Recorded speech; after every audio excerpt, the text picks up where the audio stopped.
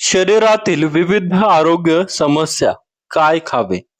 कायम अंगदुखी असेल तर भिजवलेले अंजीर खा. त्यामध्ये मॅग्नेशियम, पोटॅशियम जास्त असते. ते आपले मसल रिलॅक्स करतील.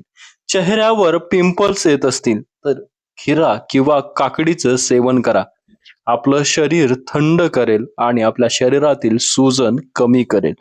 लो आयर्न असेल तर शेवगा खा. शेवग्यामध्ये आयर्न आणि व्हिटॅमिन सी जास्त असते. ड्राय स्किन पडत असेल, कोरडी त्वचा असेल तर अक्रोडचं सेवन करा. यामध्ये ओमेगा 3 आणि व्हिटॅमिन ए जास्त प्रमाणामध्ये आढळतं. मूड स्विंग होत असेल तर केळी खा. त्यामध्ये ट्रिप्टोफॅन आणि सिरोटोनिन नावाचा घटक असतं. डायजेशन व्यवस्थित होत नसेल तर दही खा.